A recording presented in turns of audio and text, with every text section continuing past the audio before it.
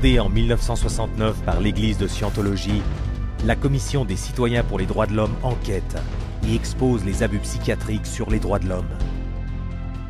À partir de son siège international à Los Angeles, Californie, CCDH se documente sur les méthodes d'intrusion et de destruction de la psychiatrie et les publie dans des brochures en 15 langues.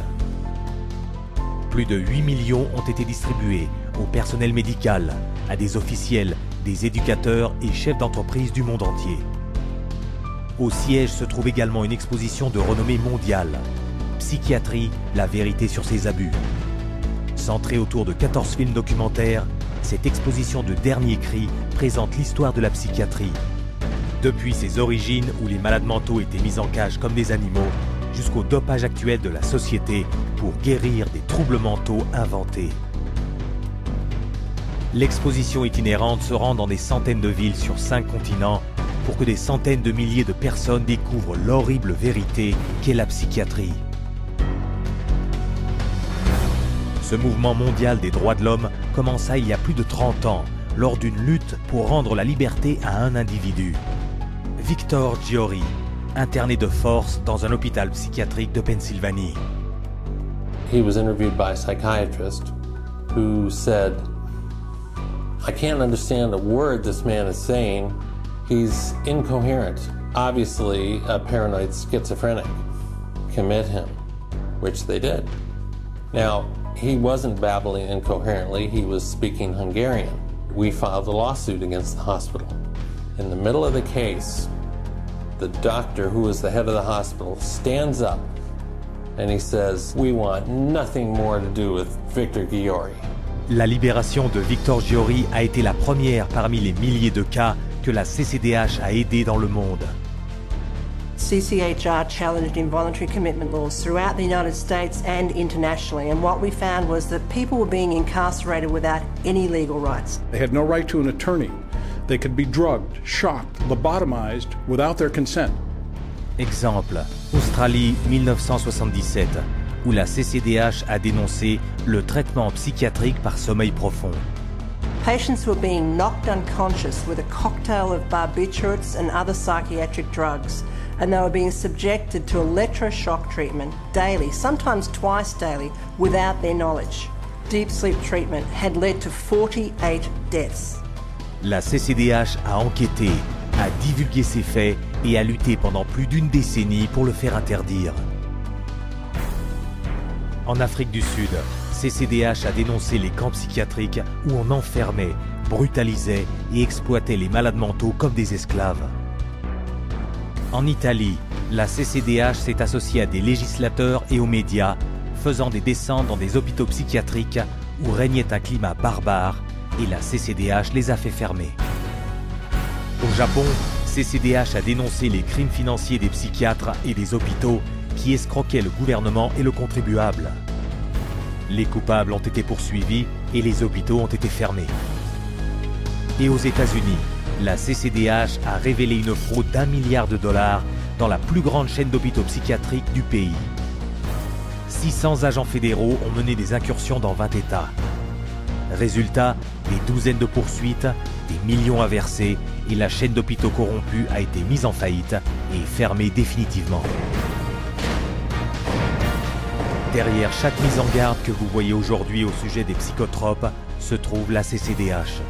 CCHR has documented the side effects of these drugs, has taken evidence to the FDA, has gone to Congress, has obtained congressional hearings. It took 13 years before the FDA finally admitted that those drugs can cause suicide and issued black box warnings. We got 9 state laws passed. Following that, it was the introduction of the Child Medication Safety Act in 2004.